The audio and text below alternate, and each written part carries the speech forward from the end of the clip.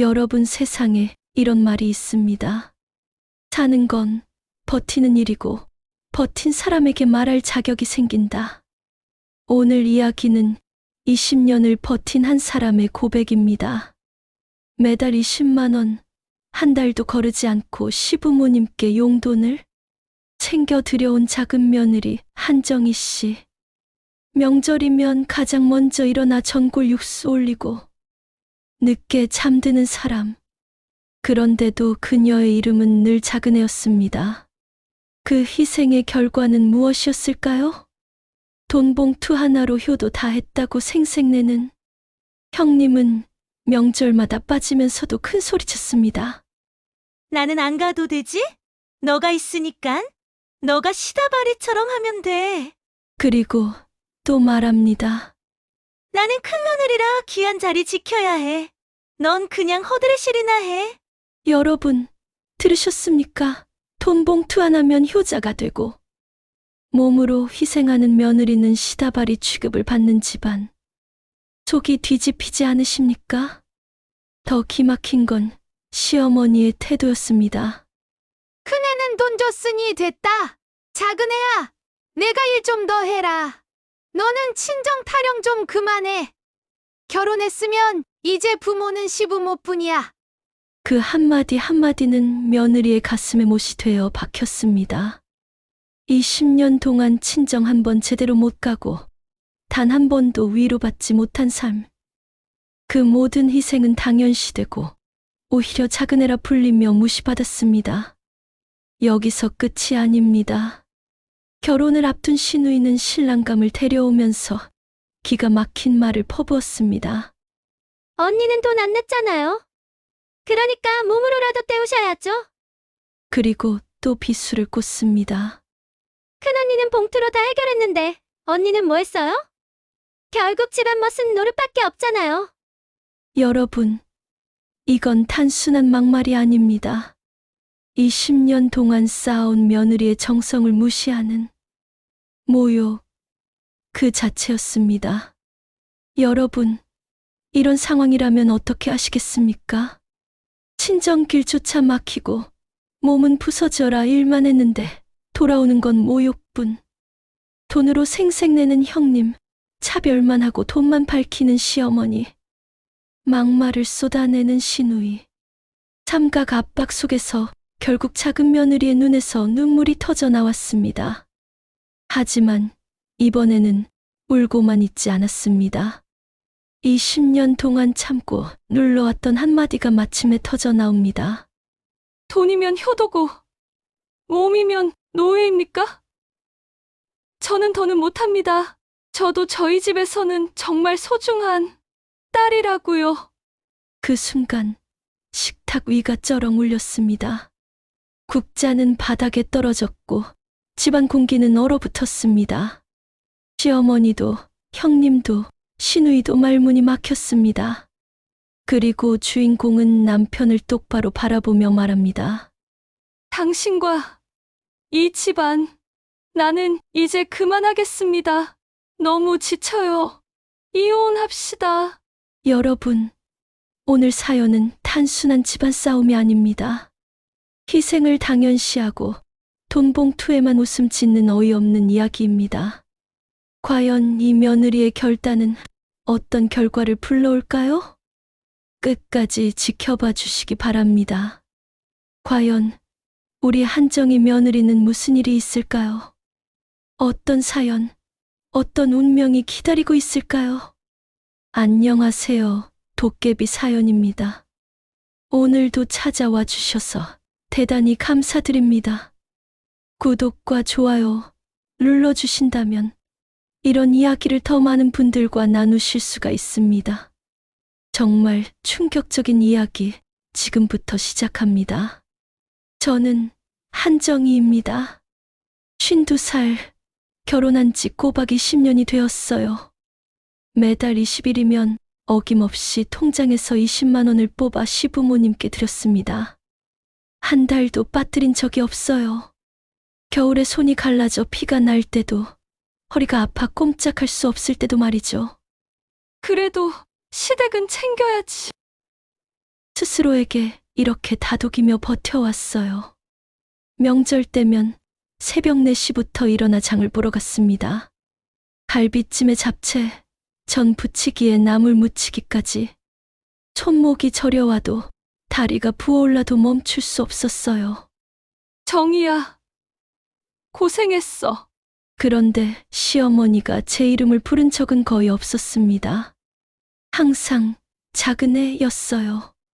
작은애라고 부르면서도 일은 제가 다 했죠. 큰며느리인 형님 이선영 씨는 바쁘다는 핑계로 오지도 않았거든요. 어머니, 죄송해요. 이번에도 못 갈 것 같아요. 회사 일이 너무 바빠서. 전화로 대충 사과하고 끝이었습니다. 그래도 시어머니는 이해하신다고 하셨어요. 큰애는 바쁘니까 어쩔 수 없지지. 큰며느리는 원래 귀한 거야. 저는 밤새워 음식을 해도 그런 말 한 번 들어본 적이 없었는데 말입니다. 20년 전 결혼 초 저는 정말 열심히 살았어요. 시어머니께 잘 보이려고 새벽마다 일어나 청소하고 빨래하고 밥 짓고 친정어머니가 걱정하실 정도로 말랐었죠. 정희야, 너 많이 말랐구나. 시댁에서 고생하니? 아니에요. 엄마, 괜찮아요. 거짓말이었습니다. 괜찮지 않았거든요. 첫 명절 때 일이었어요. 저는 새벽 3시부터 일어나 전 부치고 나물 무쳤습니다. 손목이 아파 약을 발랐지만 쉴 수가 없었어요. 그런데 형님은 10시가 넘어서야 오셨더군요.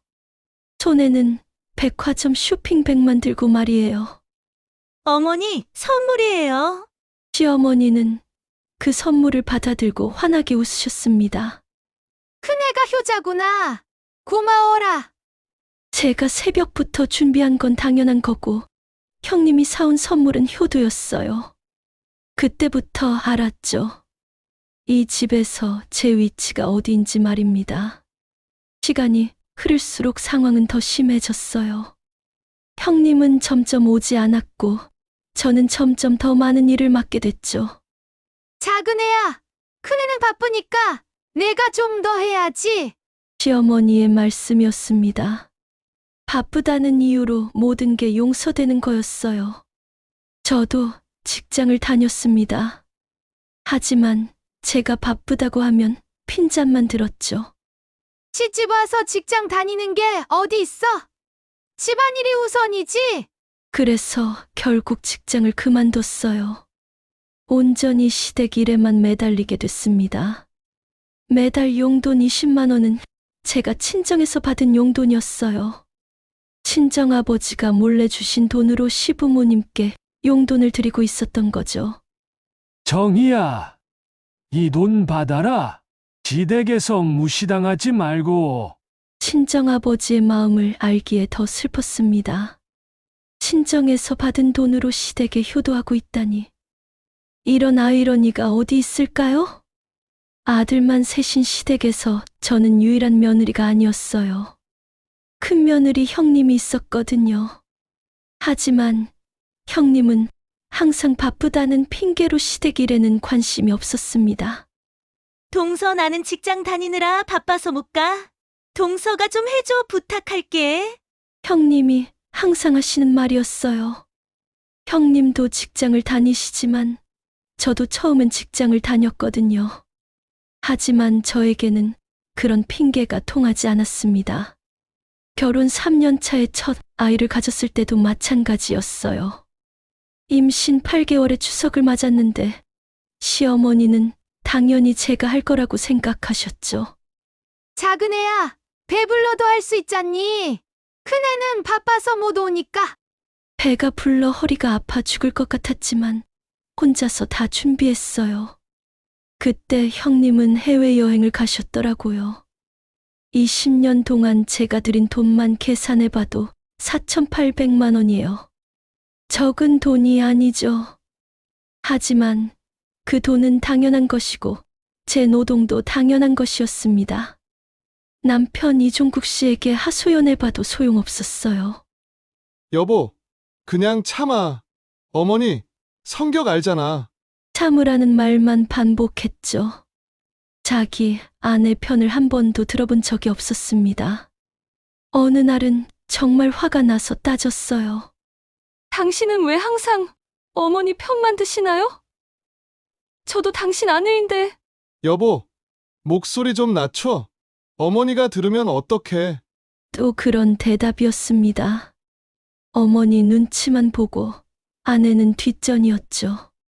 심지어 제가 아플 때도 마찬가지였어요. 몇 년 전 장염에 걸려서 고생할 때였습니다.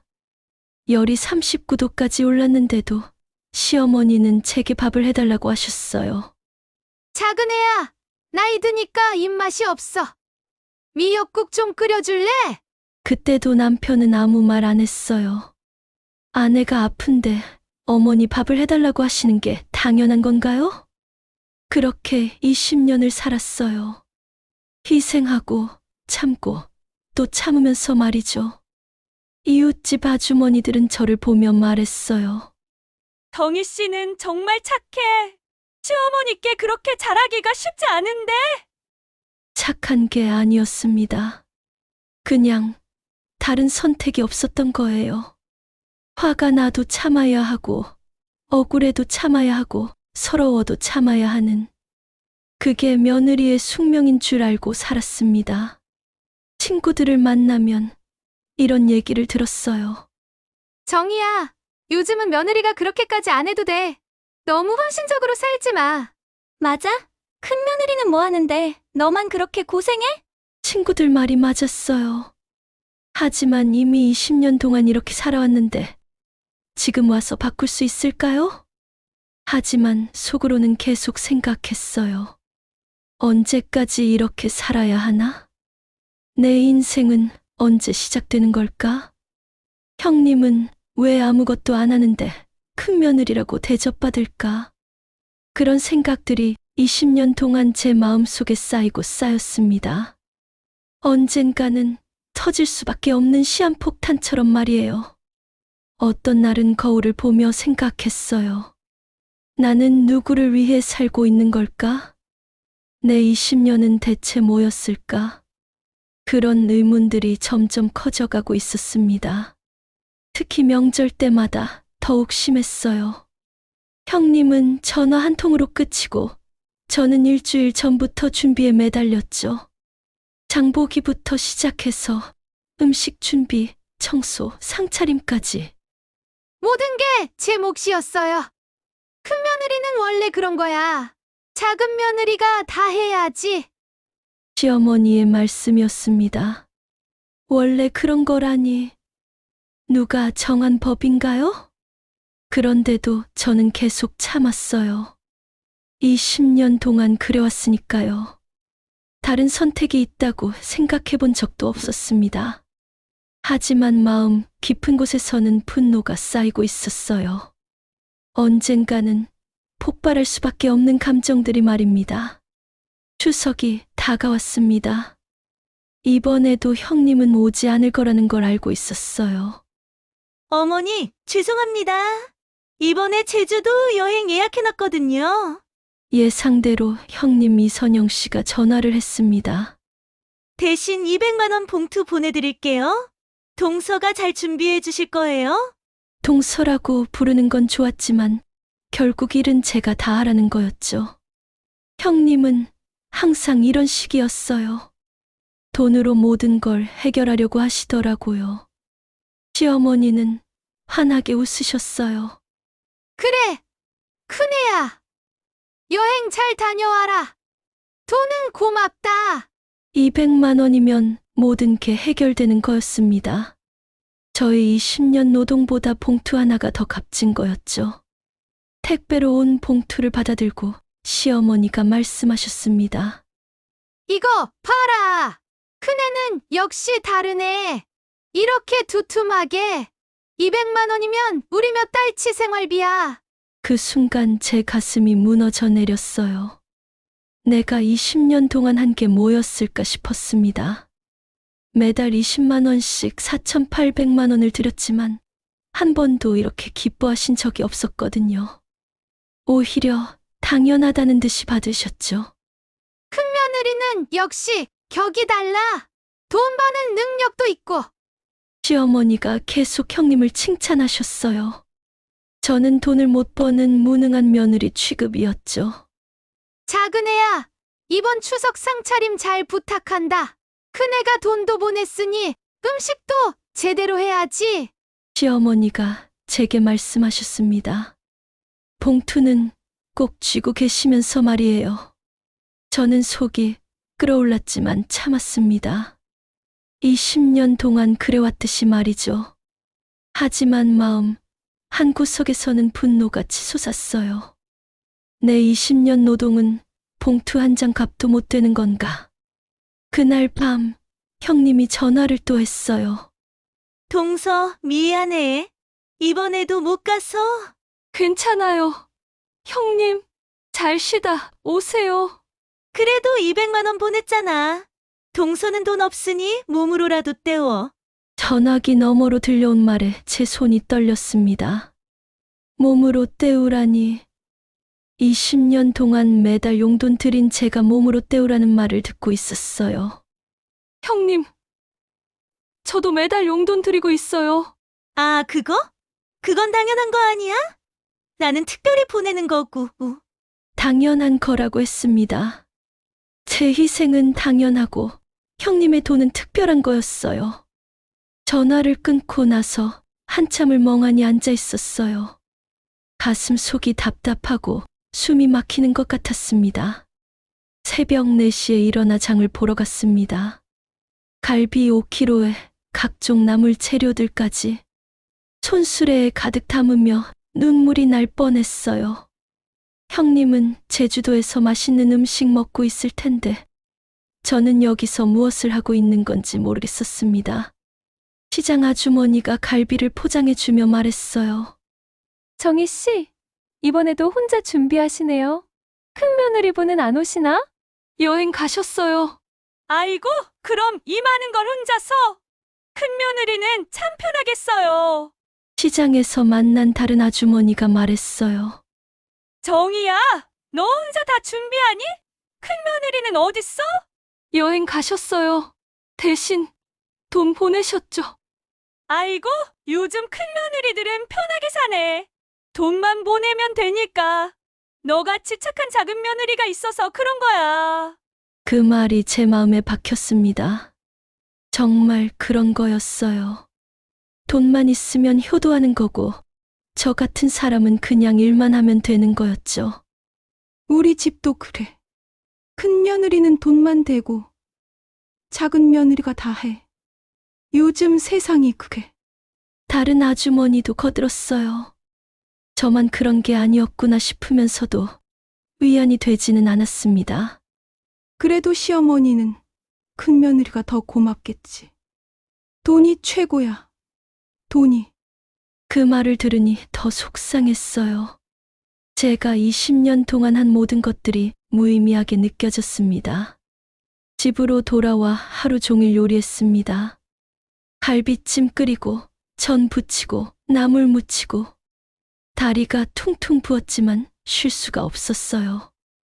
남편은 TV만 보고 있었습니다. 여보, 좀 도와줘요. 나는 요리 몰라. 너가 하던 대로 해. 이것도 20년째 듣는 말이었어요. 남편도 형님처럼 모든 걸 제게 맡기고 있었습니다. 오후에 친정어머니가 전화를 주셨어요. 정희야, 추석 준비 힘들지? 큰 며느리는 안 와? 안 와요. 엄마, 여행 간대요. 아이고, 그럼 너 혼자 다 하는 거네. 많이 힘들겠다. 친정어머니의 걱정 섞인 목소리에 눈물이 났어요. 누군가 제 상황을 이해해 주는 것만으로도 위로가 됐습니다. 엄마, 괜찮아요. 괜찮긴 뭐가 괜찮아. 큰 며느리는 돈만 대고 너는 몸으로 다 하고 이게 말이 되니? 친정어머니도 답답해 하셨어요. 하지만 어쩔 수 없었죠. 이미 20년째 이렇게 살고 있었으니까요. 정희야, 너무 무리하지 마라. 몸이 상하면 누가 책임져 줄 건데. 친정어머니의 말씀이 가슴에 와닿았어요. 정말 그랬어요. 제가 아프면 누가 책임져 주겠어요? 밤늦게까지 전 부치고 나물 묻혔어요. 허리가 끊어질 것 같았지만 멈출 수 없었습니다. 자정이 넘어서야 모든 준비가 끝났어요. 침대에 누워서도 잠이 오지 않았습니다. 내가 왜 이렇게 살고 있을까? 형님은 200만 원으로 모든 걸 해결하는데 나는 왜 이렇게 고생해야 할까? 20년 동안 4,800만 원을 들였는데 왜 200만 원이 더 대접받을까? 그런 생각들이 머릿속을 맴돌았어요. 20년 동안 쌓인 불만들이 점점 커지고 있었습니다. 다음 날 아침 일찍 일어나 마지막 손질을 했습니다.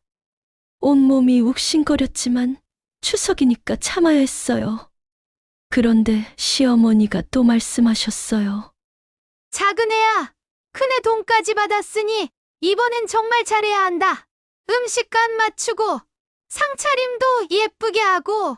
형님의 돈을 받았으니 제가 더 열심히 해야 한다는 거였어요.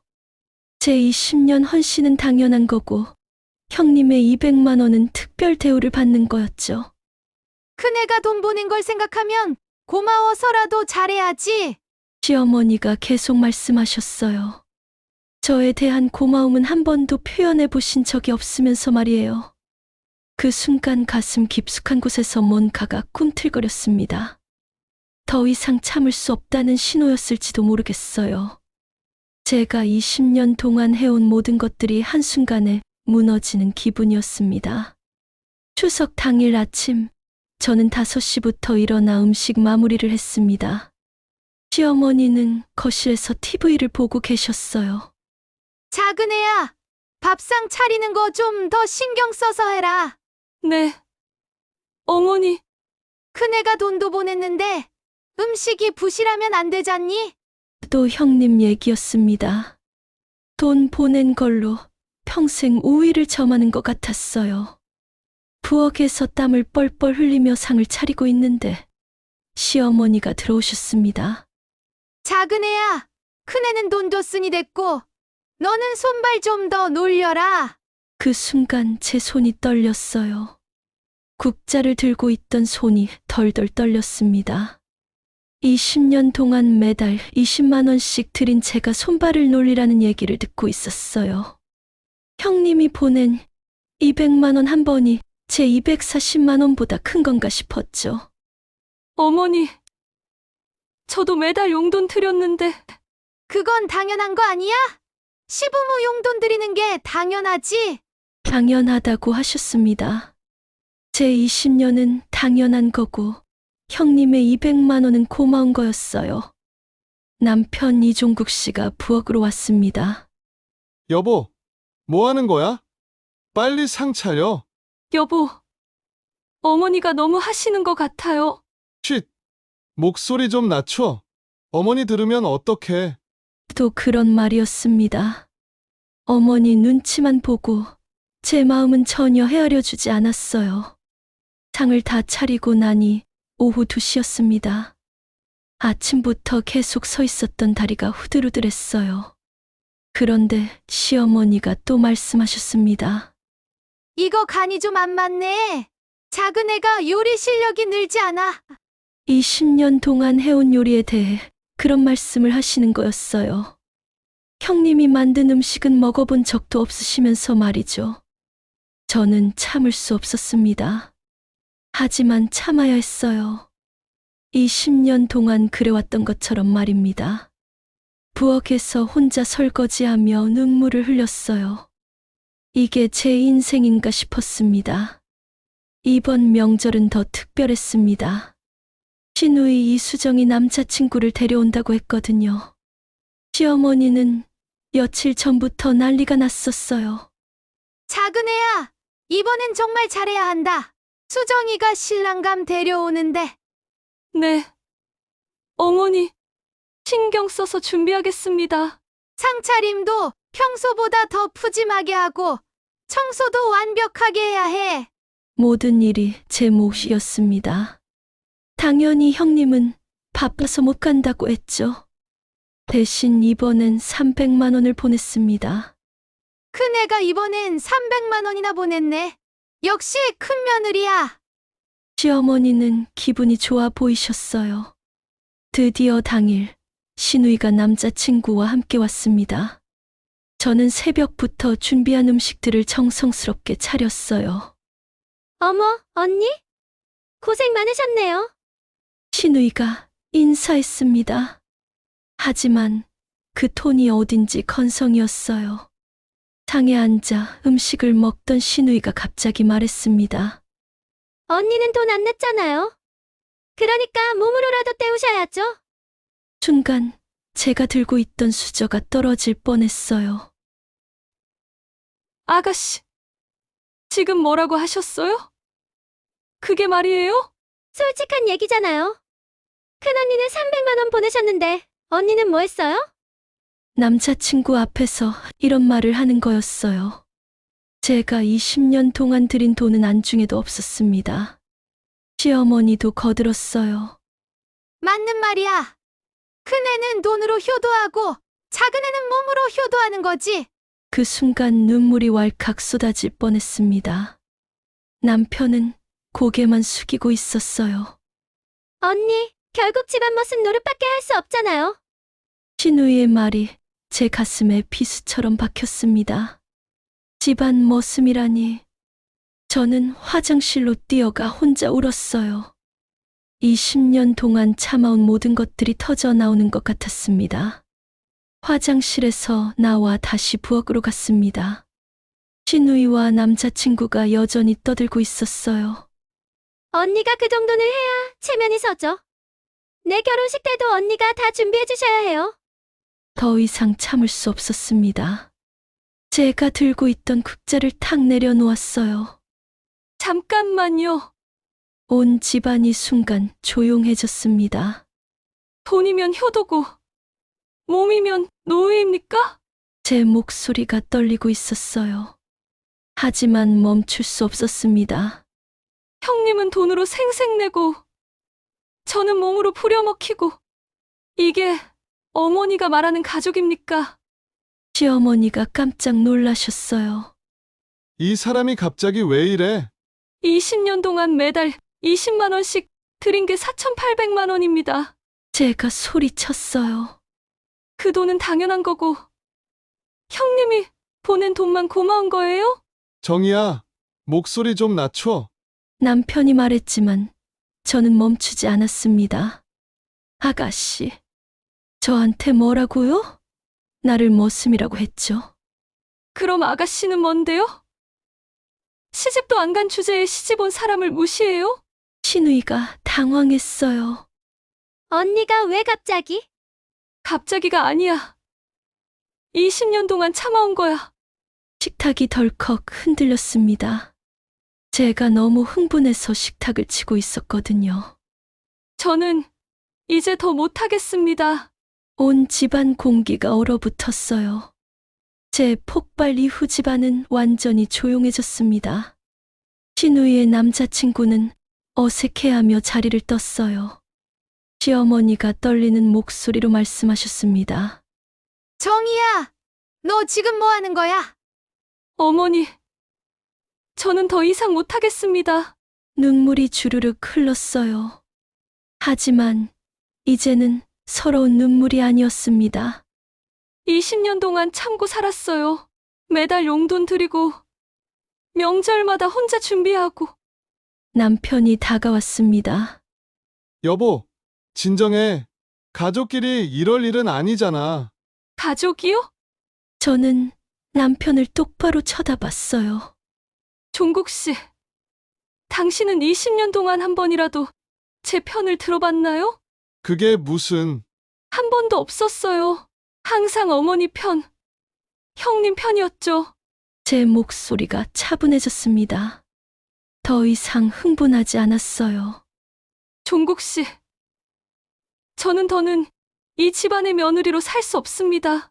시어머니가 소리쳤어요. 이 사람이 미쳤나? 갑자기 무슨 소리야? 미친 게 아니에요. 정신을 차린 거예요. 저는 남편을 향해 단호하게 말했습니다. 당신과도 여기서 끝내겠습니다. 이혼합시다. 남편의 얼굴이 하얗게 변했어요. 여보, 갑자기 이혼이 무슨 소리야? 갑자기가 아니에요. 20년 동안 생각해온 거예요. 시누이가 벌떡 일어났습니다. 언니, 진짜 이러실 거예요?